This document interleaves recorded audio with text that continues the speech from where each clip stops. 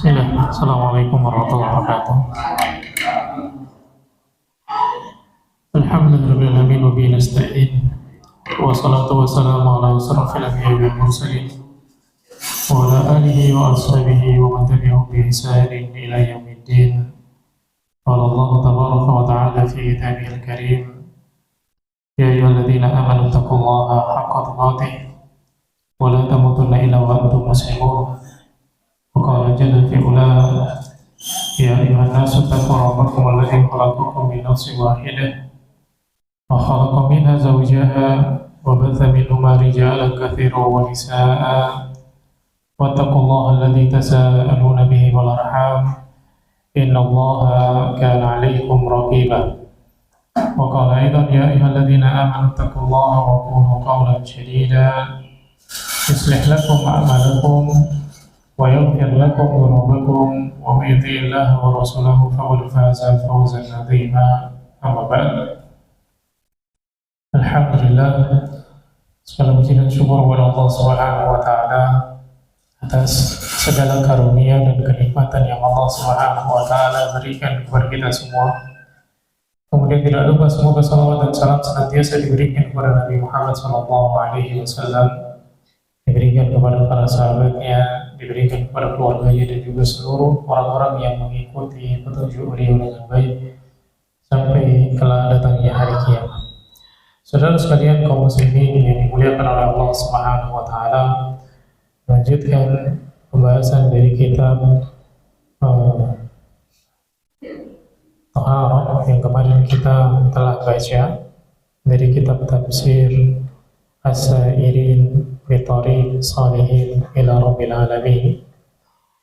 Pada pertemuan yang telah lalu, kita telah menjelaskan tentang Fadlu al-Wudu, bab Fadlul Wudu, bab yang menjelaskan tentang keutamaan dari berwudu. Bahwasanya wudu memiliki banyak keutamaan, di antaranya wudu adalah merupakan keistimewaan dari umat ini. Tanda-tanda yang Allah Subhanahu wa taala berikan kepada umat ini. Hanya umat ini, yaitu umatnya Nabi Muhammad SAW, yang Allah Subhanahu wa taala berikan syariat wudu ke dalamnya atau kepadanya. Kemudian keutamaan dari wudu yang berikutnya adalah wudu adalah perhiasan bagi orang yang beriman. Al-wudu hilyatul mu'min. Kemudian wudu itu menghapus dosa-dosa dan kesalahan-kesalahan yang dilakukan oleh seseorang. Ini keutamaan berwudu. Kemudian yang berikutnya, keutamaan berwudu adalah dia merupakan separuh dari keimanan, sebagaimana hadis yang diriwayatkan oleh Imam Muslim. Bahwasanya at-tahuru satrul iman, walhamdulillahi tamla'ul mizan, wa subhanallahi walhamdulillahi tamla'ani ma baina samawati wal ardh. Ini keutamaan dari wudu, yaitu dia nisful iman. Kemudian selanjutnya, keutamaan wudu yang berikutnya adalah meningkatkan derajat di surga. Sebagaimana disebutkan oleh Nabi SAW tentang isbahul wudu, menyempurnakan wudu, yarfa'u darajah, meningkatkan derajat fil jannah, di surga. Hadis yang diriwayatkan oleh Imam Muslim dari sahabat Abu Hurairah, bahwasanya Nabi SAW mengatakan, ala adullukum ala ma yamhullahu bihi khataya wa yarfa'u bihi darajat. Maukah aku tunjukkan kepada kalian sesuatu yang apabila kalian lakukan, Allah akan mengampuni dan menghapus dosa-dosa kalian dan mengangkat derajat kalian? Maka para sahabat mengatakan, bala ya Rasulullah, tentu kami mau ya Rasul. Kemudian kata Nabi SAW adalah isbahul wudu alal makarih wa kasratul khuta ilal masajid. Menyempurnakan wudu di saat dibenci atau dalam keadaan-keadaan yang orang nggak menyukainya, maka tetap sempurnakan wudu. Kemudian kasratul khuta ilal masajid, dan perbanyaklah langkah menuju ke masjid. Maka ini adalah amalan-amalan yang menghapuskan dosa dan mengangkat derajat di sisi Allah Subhanahu wa taala. Kemudian keutamaan yang berikutnya adalah bahwasanya muhafadzah 'alal wudu, seseorang yang menjaga wudu ini menunjukkan tanda kuwatul iman, kuatnya keimanan dia. Sebagaimana hadis yang diriwayatkan oleh Ibnu Majah dan disahihkan oleh Al-Albani dari Thauban, dari sahabat Thauban radhiyallahu ta'ala anhu, dari Nabi sallallahu alaihi wasallam, dari Nabi sallallahu alaihi wasallam, qala, beliau berkata, Istahkimu tuflihu.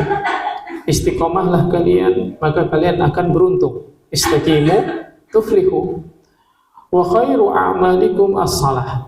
Ketahuilah sebaik-baik amalan kalian adalah salat. Jadi sebaik-baik amalan yang dilakukan oleh seorang itu adalah salat. Wa la yuhafidhu ala wudu'i illa mu'min. Dan tidak ada orang yang menjaga wudu kecuali dia adalah orang yang beriman. Jadi orang yang menjaga wudu ini menunjukkan bukti bahwasanya dia itu adalah seorang yang kuat imannya. Ini keutamaan dari wudu, bahwasanya dia menunjukkan tanda kuatnya keimanan seseorang. Nah, selanjutnya kita masuk ke dalam bab fadlu as-siwak, bab tentang keutamaan siwak.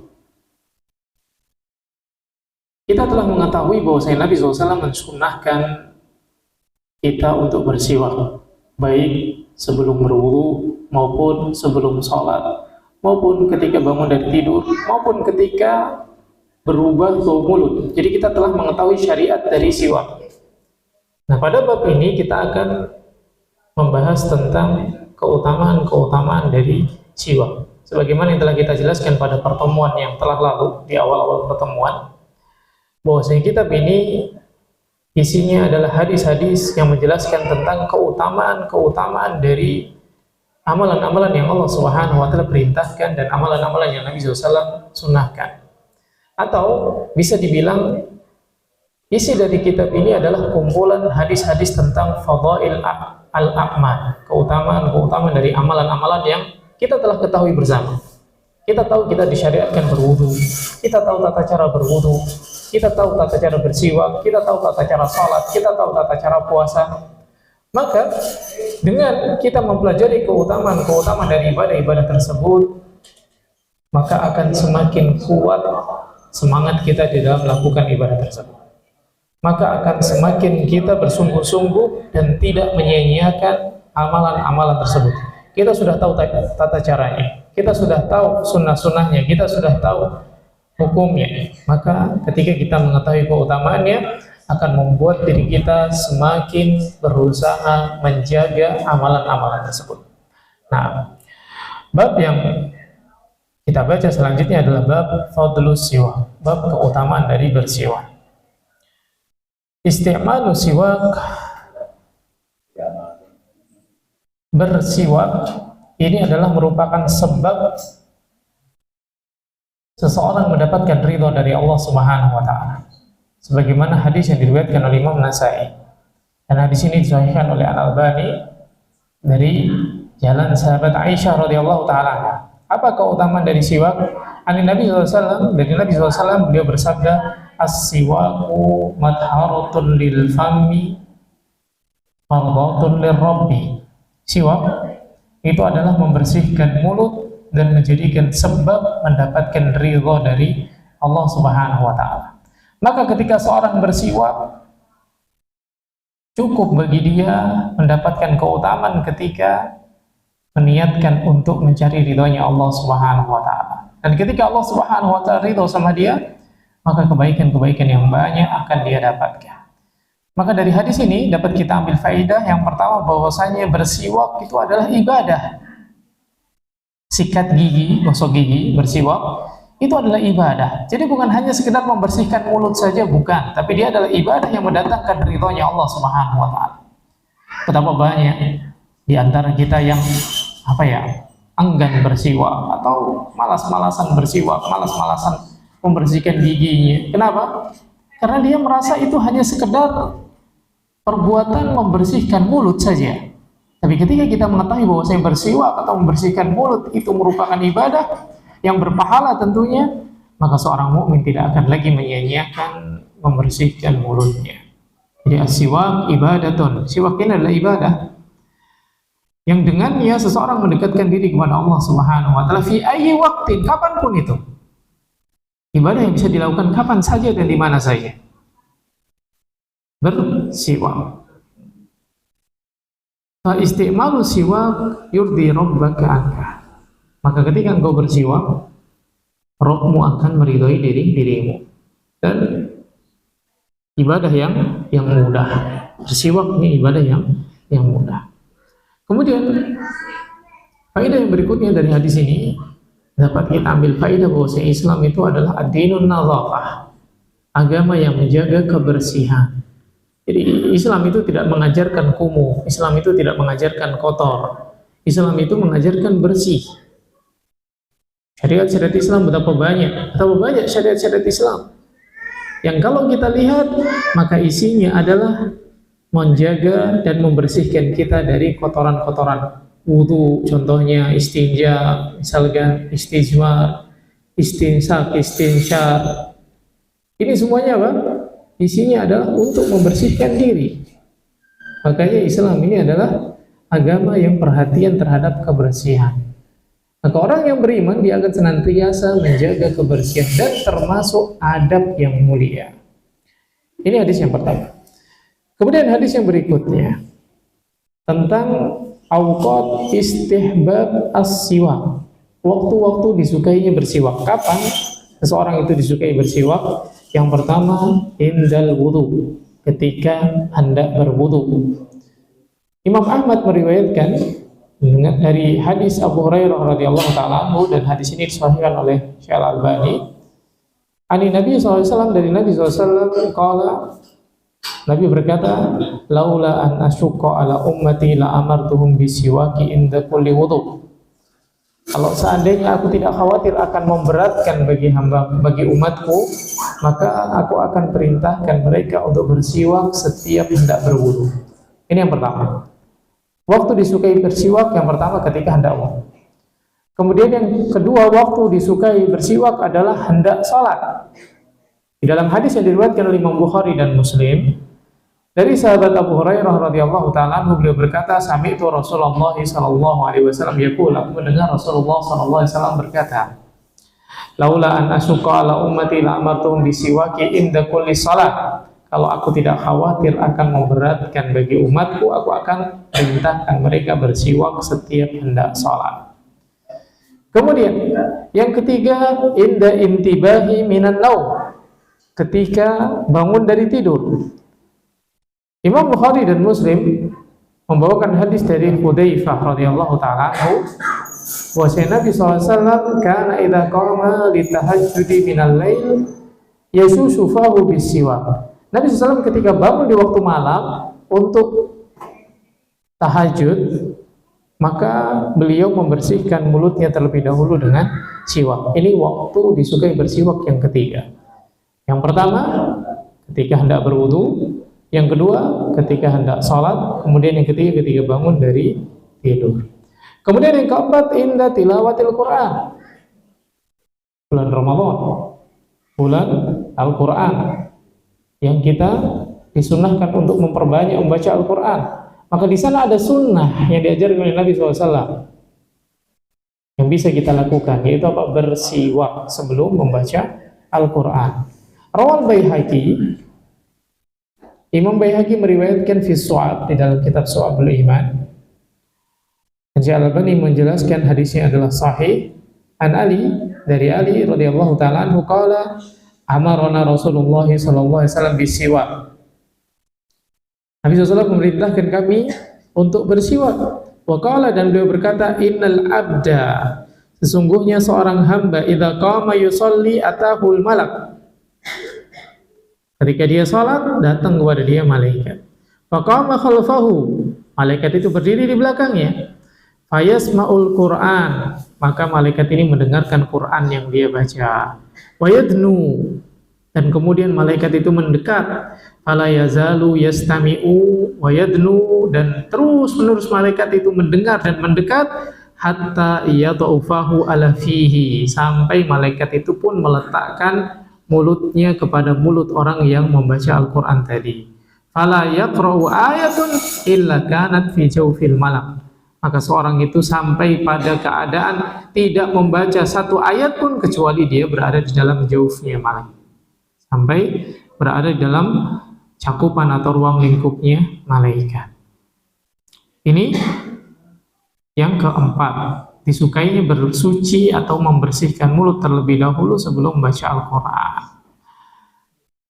Kemudian apa hikmahnya? Di sini tidak ada. Di sini tidak ada perintah bersiwak ketika hendak membaca Al-Quran. Tidak ada perintah di sini. Tapi Nabi SAW menyebutkan di sini malaikat mendengar dan mendekat sampai meletakkan mulutnya kepada mulut orang yang baca Al-Quran. Nah, mana perintah siwaknya di sini? Perintah siwaknya itu adalah mafhum dari hadis ini. Apa mafhum dari hadis ini? Yang kita fahami dari hadis ini. Apa yang difahami dari hadis ini? Di sana ada hadis lain yang Nabi SAW melarang kita memakan apa? Bawang, ya kan? Atau makanan-makanan yang berbau ketika apa? Pergi ke masjid. Kenapa? Karena malaikat terganggu. Berarti ketika kita ke masjid, hendaknya kita membersihkan mulut kita. Maka ketika seseorang membersihkan mulutnya, maka itu adalah sesuatu yang disunahkan atau disukai ketika hendak sholat atau ketika hendak membaca Al-Quran. Kenapa? Kenapa disukai? Karena malaikat mendekat. Seperti itu. Selanjutnya, inda dukhulil manzil, ketika masuk rumah. Ini yang kelima. Kapan disunahkan bersiwak? Ketika masuk rumah.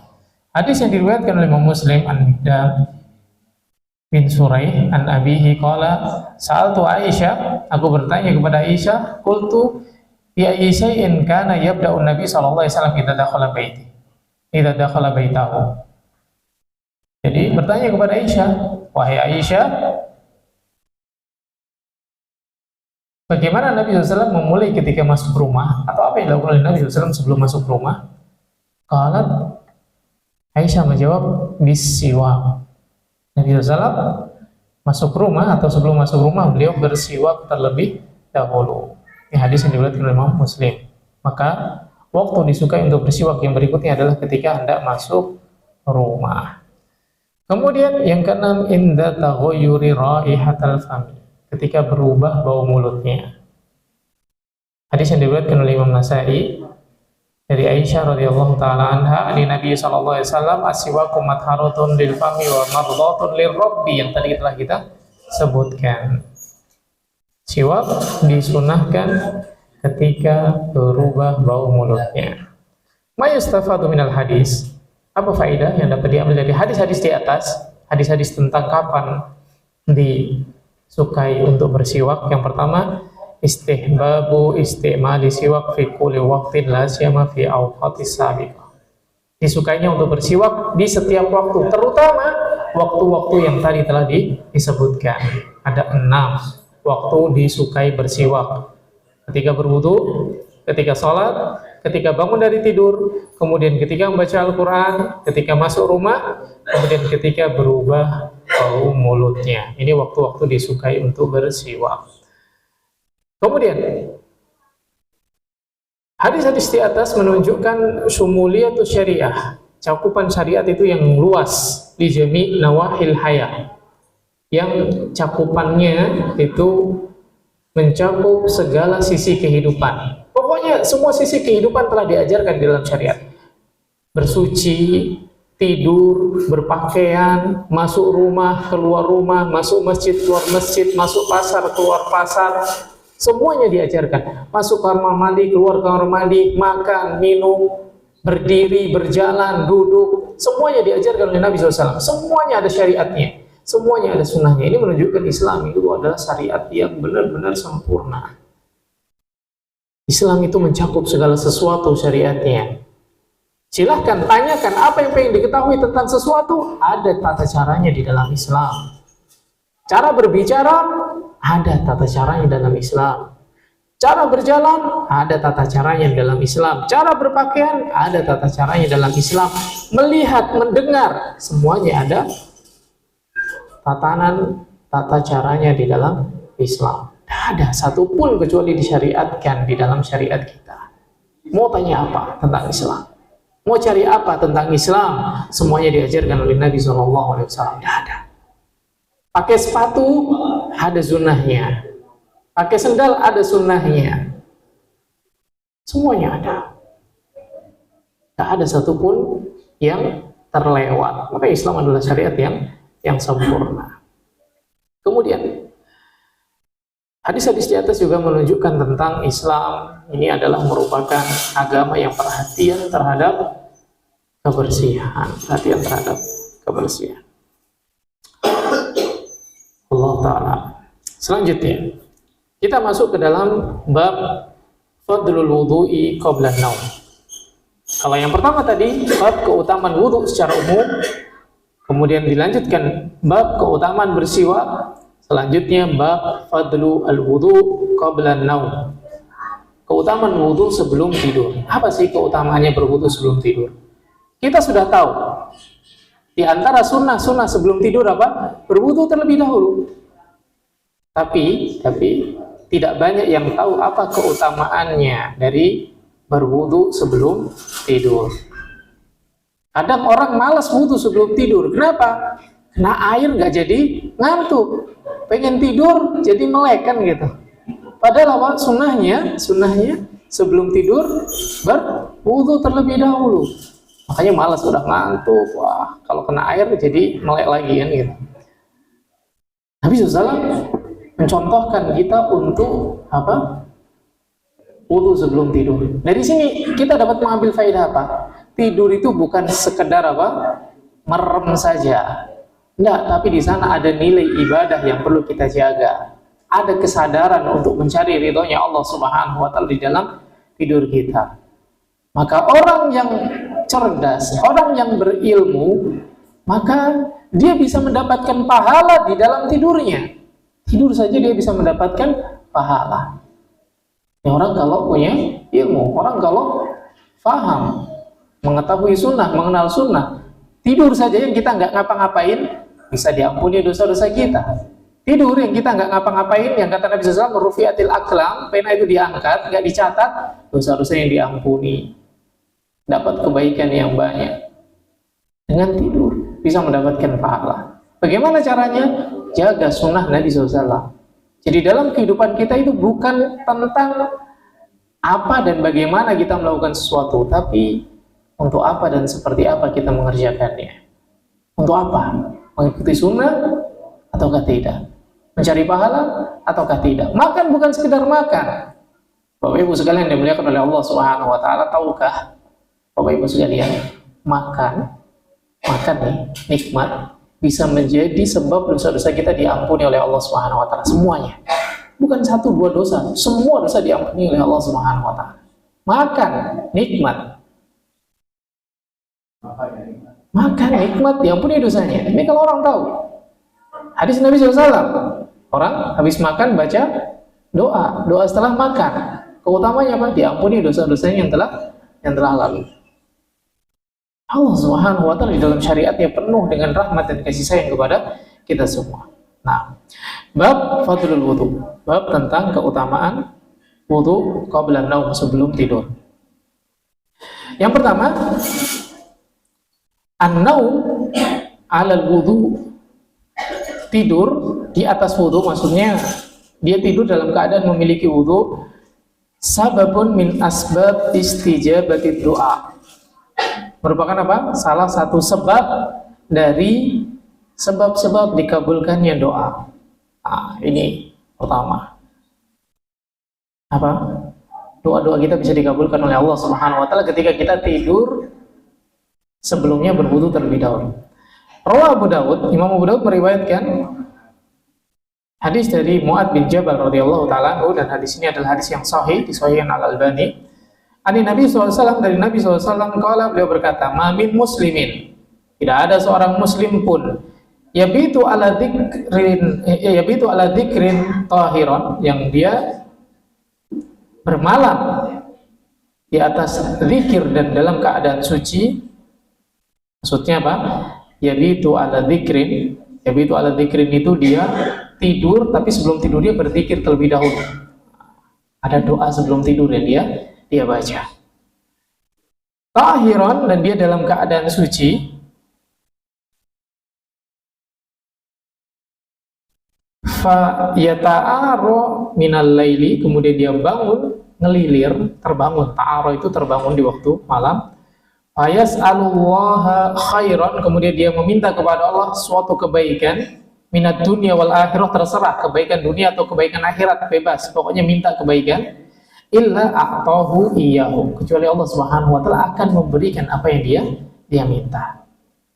Nih kata Nabi SAW, orang tidur dalam keadaan suci, kemudian terbangun di waktu malam, kemudian minta sama Allah Subhanahu wa taala, berdoa sama Allah Subhanahu wa taala untuk kebaikan, terserah mau kebaikan dunia maupun kebaikan akhirat, mau dua-duanya, silahkan, bebas, doa apapun.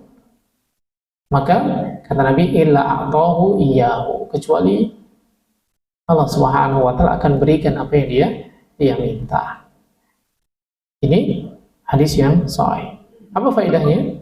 Maka faedah yang pertama adalah seorang muslim hendaknya dia menjaga wudunya ketika hendak tidur. Idza namal muslim mutawaddian dzakiran lillahi ta'ala, kemudian dalam keadaan mengingat Allah Subhanahu wa taala, summa istaiqadha, kemudian dia bangun minal laili, di waktu malam, pada Allah istajaba Allah doa, kemudian dia minta sama Allah, Allah akan kabulkan doanya. Ini janji dari siapa? Dari Allah. Tahu dari mana ini janjinya Allah Subhanahu wa taala? Nabi SAW yang menyebutkannya. Apa kata Nabi SAW? Illa a'tahu iyyahu, kecuali Allah akan memberikan kepadanya. Dan Nabi Muhammad SAW kalau berbicara, maka itu berbicara di atas wahyu. Kata Allah Subhanahu wa taala, wa ma yantiqu 'anil hawa in huwa illa wahyu yuha.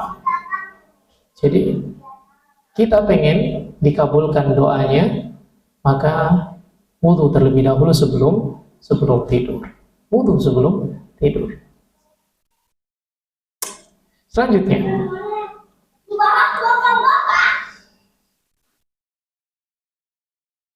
hadis di atas menunjukkan kepada kita bahwasanya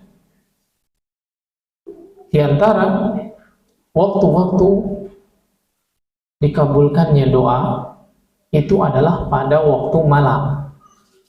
Di antara waktu-waktu dikabulkannya doa itulah adalah di waktu malam, ketika seorang bangun dari tidurnya.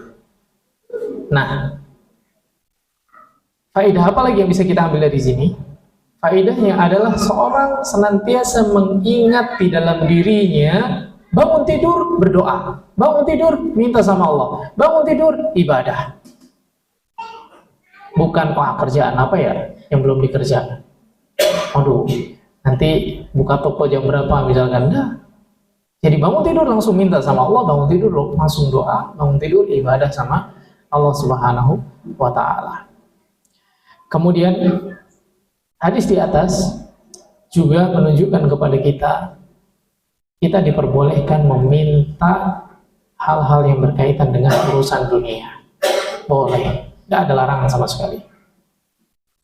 Minta kenikmatan dunia boleh. Minta mobil, minta motor, minta rumah, minta apapun boleh. Minta kebaikan dunia boleh.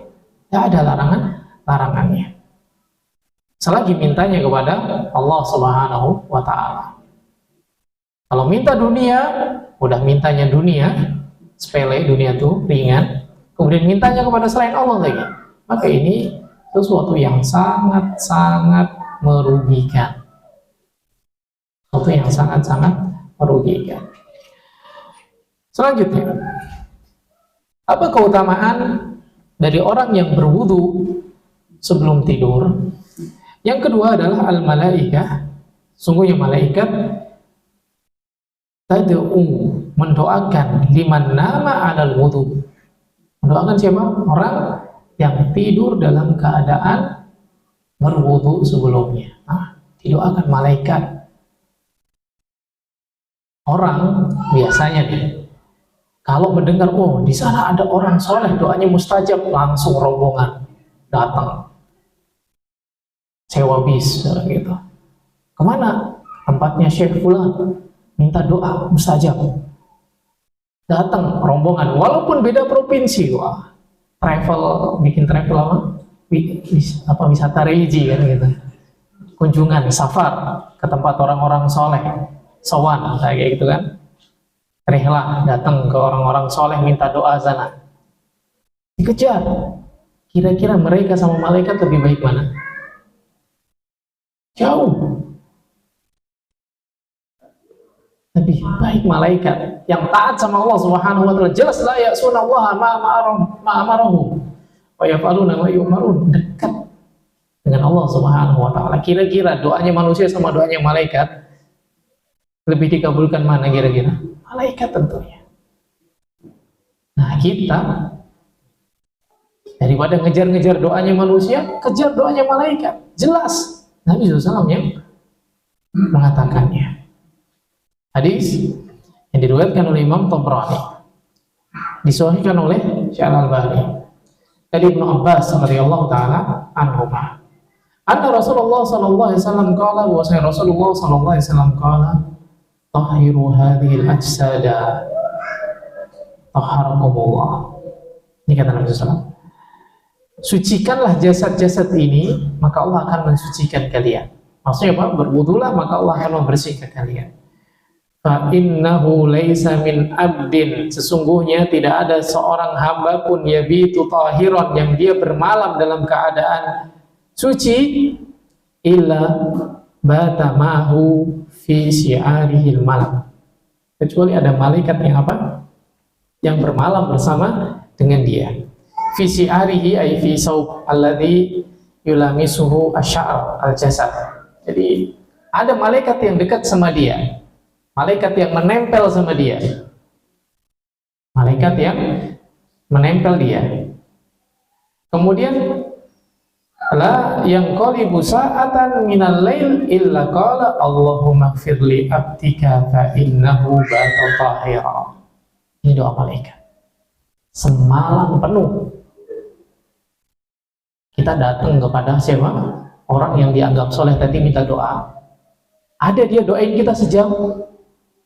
Doain sejam ada? Enggak. Paling ya semoga Allah berikan, ya, udah selesai. Salaman-salaman pulang kan. Ini malaikat semalam penuh mendoakan, mulai dari kita tidur sampai bangun. Jadi la yang qaribu sa'atan minal lail, enggak pindah satu waktu pun dari waktu malam kecuali malaikat itu mengatakan apa? Allahumma ighfirli abdika, ya Allah ampunilah hambamu ini, ya Allah ampunilah hambamu ini. Kenapa? Fa innahu bata tahira, karena dia tidur dalam keadaan suci. Didoakan siapa? Malaikat. Ini keutamaan wudu sebelum tidur. Dua hadis Nabi SAW yang menunjukkan keutamaan berwudu sebelum tidur. Siapa yang gak pengen didoakan malaikat? Siapa yang gak pengen dikabulkan doa-doanya? Apapun itu, maka jagalah wudu sebelum tidur. Wudu sebelum tidur itu, bila kita mau menimbang, misalkan kita timbang beratnya sama keutamaannya, maka jauh lebih besar keutamaannya. Siapa bilang orang kalau habis wudu nggak bisa tidur? Kadang habis wudu malah nyenyak. Mau tahu buktinya? Sholat Jumat habis wudu makin nyenyak kan gitu, makin seger kan gitu, dingin kan, panas tuh sejuk, tiup angin wanginya. Ala terlihat. Selanjutnya, bab fadlu salat sunnah al-wudu. Bab keutamaan salat sunnah wudu.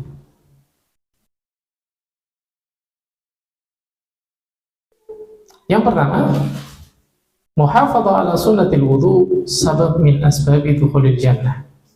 Jadi setiap seorang berwudu disunahkan untuk sholat 2 rakaat. Dan di antara keutamaannya adalah sebab dari seseorang itu dimasukkan oleh Allah Subhanahu wa taala ke dalam surga yang pertama. Ini insya Allah hadisnya sudah masyhur, sudah sering kita dengar. Hadis siapa? Bilal. Yang suara sandalnya sudah didengar oleh Nabi SAW. Didengar suara sandalnya di mana? Di surga.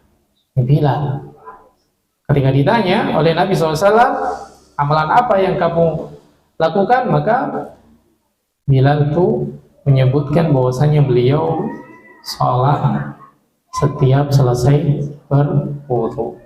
Jadi beliau menjaga wudu tidaklah beliau berwudu di waktu malam maupun siang kecuali beliau sholat 2 rakaat. Ini hadis yang diriwayatkan oleh Imam Bukhari dan Muslim. Selanjutnya,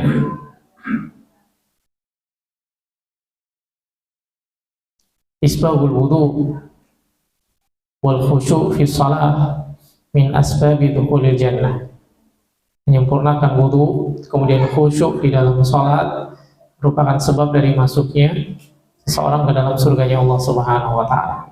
Hadis diriwayatkan oleh Imam Muslim an Uqbah bin Amir, dari sahabat Uqbah bin Amir radhiyallahu taala anhu, anna Rasulullah sallallahu alaihi wasallam, bahwasanya Rasulullah sallallahu alaihi wasallam qala, ma min muslim, tidaklah ada seorang muslim yatawalla, yang dia berwudu, fayuhsinul wudu, kemudian dia memperbagusi wudunya, summa yaqumu, kemudian dia bangun, fayusolli, dan dia sholat rakaataini 2 rakaat, muqbilan alaihima biqalbihi wa wajhihi illa wajabat lahu al-jannah. Ini kata Nabi SAW. Tidak ada seorang muslim pun yang berwudu dengan baik, berwudu dengan sempurna. Kemudian apa? Selesai berwudu, dia berdiri sholat 2 rakaat. Muqbilan alaihima, yang mana dia sholatnya itu menghadap kepada Allah Subhanahu wa taala. Menghadapkan hatinya, pokoknya dia sholat untuk Allah. Kita paham sholat untuk Allah, fokus, khusyuk untuk Allah Subhanahu wa taala. Apa kata Nabi SAW? Illa wajabat alaihi jannah, kecuali dia pasti akan masuk surga. Wajabat itu artinya diwajibkan, dia diwajibkan masuk surga, kita jelas dijamin dia masuk surganya Allah Subhanahu wa ta'ala.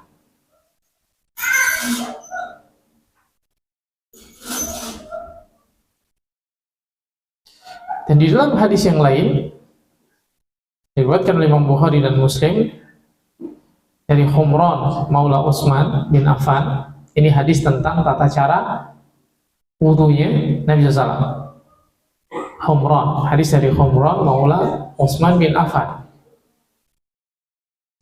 yang mana beliau diajarkan wudu oleh Utsman bin Affan. Diajarkan tata cara berwudu oleh Utsman bin Affan.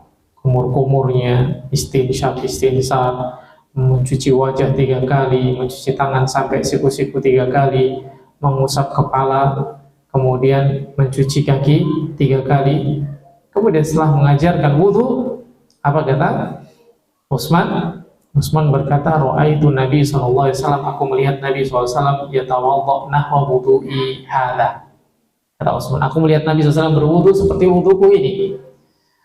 Summa qala, kemudian Nabi sallallahu alaihi wasallam mengatakan, man tawadda'a nahwa wudu'i hadza, barang siapa berwudu seperti wuduku ini, summa shalla raka'ataini, kemudian dia salat 2 rakaat, la yuhaddisu fihi ma nafsahu, enggak ngomong dengan dirinya sendiri. Artinya apa? Salat kadang seorang itu ngomong dengan dirinya sendiri gitu. Apa maksudnya? Ngomong dengan dirinya sendiri, hatinya tuh kemana-mana, ngobrol dengan dirinya sendiri. Baca tapi pikirannya kemana-mana. Aduh iya ya, tadi belum ngapain ya, nanti mau ngapain, nanti ketemu sama siapa, tadi belum ini ngobrol dengan dirinya sendiri. Bukan ngobrol sama orang lain, ngobrol sama dirinya sendiri saja enggak. Ini tandanya khusyuk. Ghafarallahu lahu ma taqaddama min dzambi. Allah akan ampuni dosa-dosanya yang telah lalu. Ini diampuni dosa-dosanya. Tadi apa? Sebab masuk surga, sekarang diampuni dosa-dosanya yang telah lalu.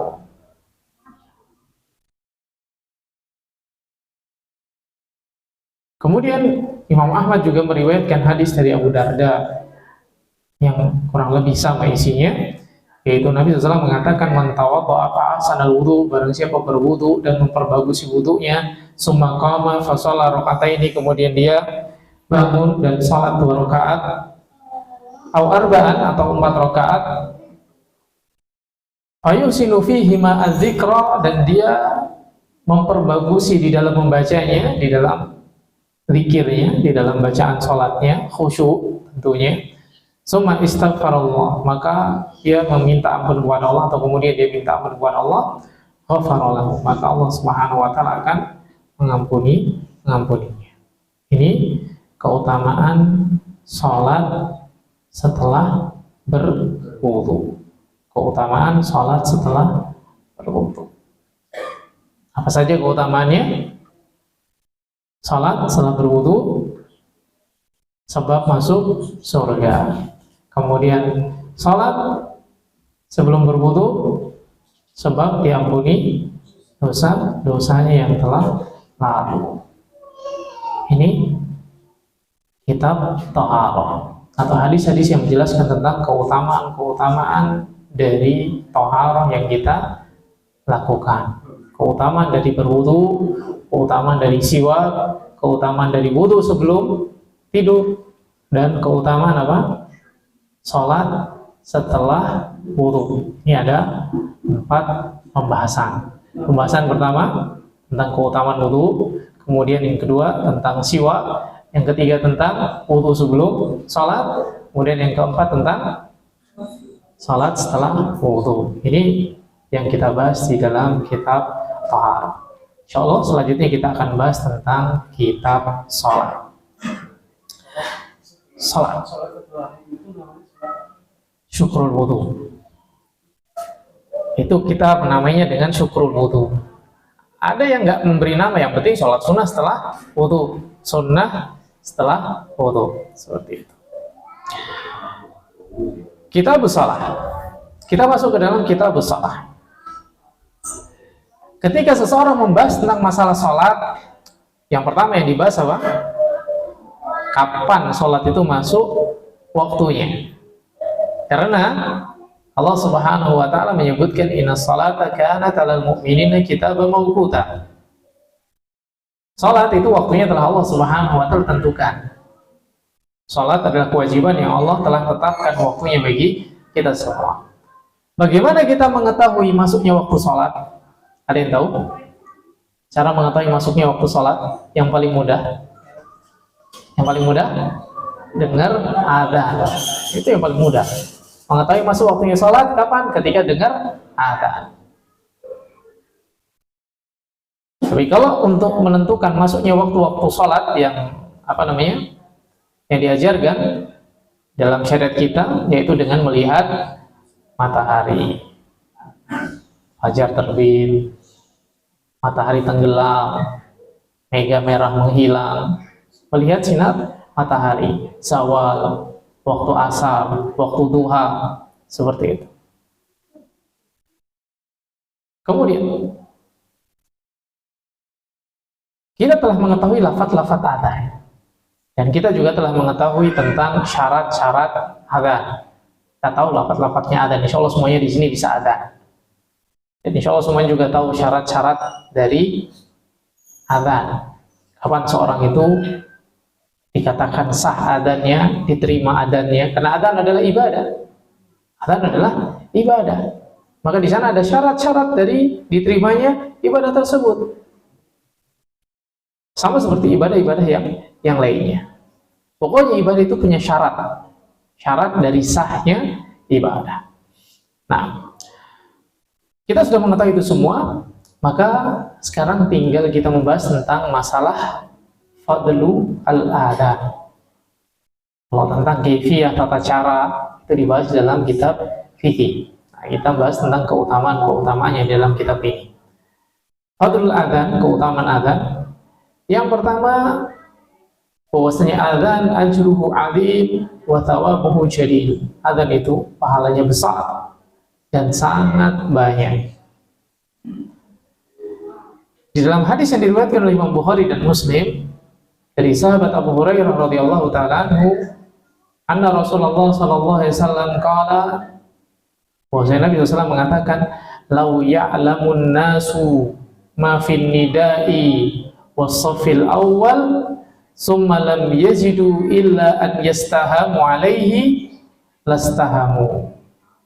Kalau seandainya seseorang itu tahu pahala yang dia dapat dari adzan dan dari shaf pertama, maka mereka akan berebut Kalau seandainya mereka tidak bisa mendapatkan kesempatan adzan atau kesempatan mendapatkan shaf pertama kecuali dengan diundi, maka mereka akan mengundinya. Diundi, istahamu ini mengundinya. Walau ya'lamuna ma fi tajhiz lastabaku ilaih.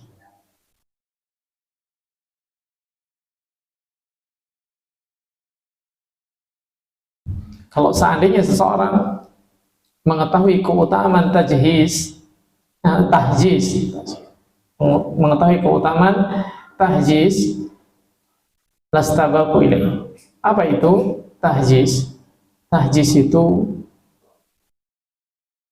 tabkir ilal masjid, datang pertama ke masjid. Kalau seorang tahu keutamaannya, maka mereka akan apa?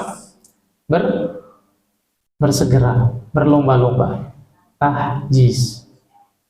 Nah, di dalam hadis yang lain tentu kita dengar tentang keutamaan datang di awal waktu pada hari Jumat. Keutamaannya besar. Jadi orang yang bersegera datang duluan di masjid itu keutamanya besar. Walau ya'lamuna ma fi atamah was subhi la atauhuma walau habwan.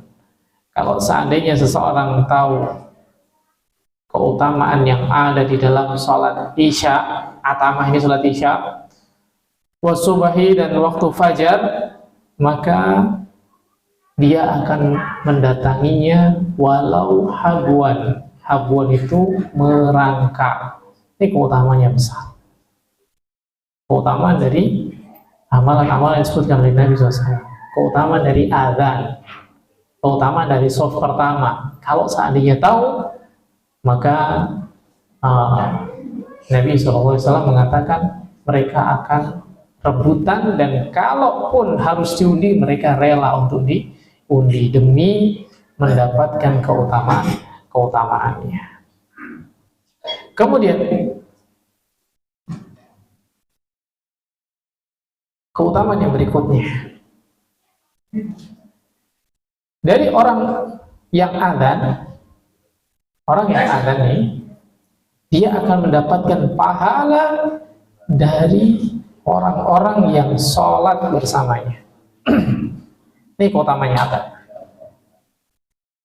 Dia adzan, orang dengar adzan dia, kemudian orang-orang sholat, semua orang yang sholat dia ikut mendapatkan pahalanya. Utamanya adzan.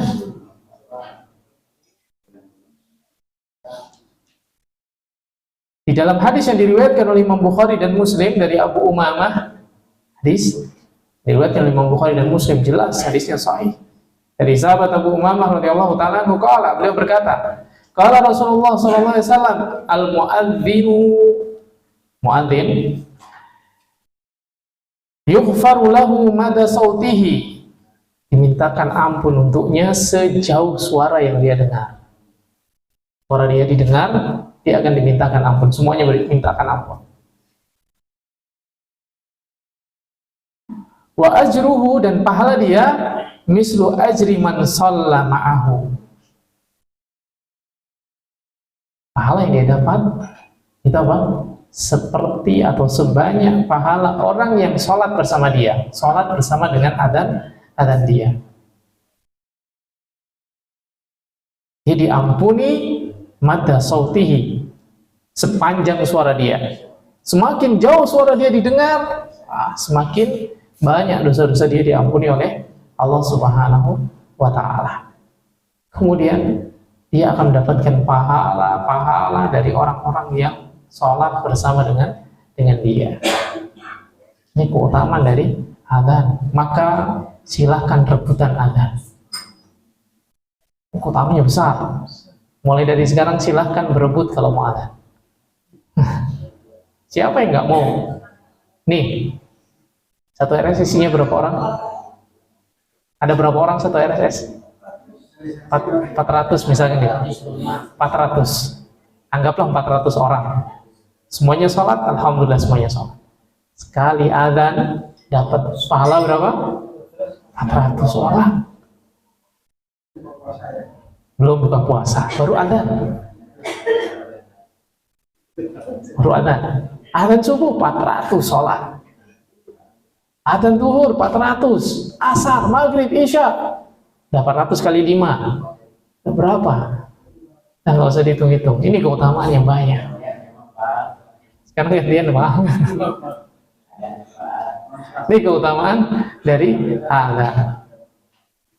Itu sangat besar. Makanya kata Nabi SAW di dalam hadis yang tadi yang pertama, kalau seandainya tahu apa yang dia dapat dari adzan, maka akan rebutan. Rela kalau apa? Meski diundi sekalipun, yang penting aku bisa adzan. Gimana caranya biar bisa adzan? Diundi nggak apa-apa lah seperti itu. Karena besarnya keutamaan, diampuni dosanya sejauh suara dia didengar. Tidak hanya itu, semua yang mendengar suara dia nanti akan menjadi saksi di hadapan Allah Subhanahu wa Ta'ala. Nanti akan kita bacakan hadis-hadis yang lain tentang keutamaan dari adzan dan muadzin. Mungkin yang dulu yang dapat kita sampaikan pada pertemuan kali ini. Mudah-mudahan yang sedikit ini kita dapat mengambil hikmah dan faedahnya. Barakallahu fiikum, jazakumullahu khairan katsiran. Subhanakallahumma wa bihamdika, asyhadu an la ilaha illa anta, astaghfiruka wa atubu ilaik. Assalamualaikum warahmatullahi wabarakatuh.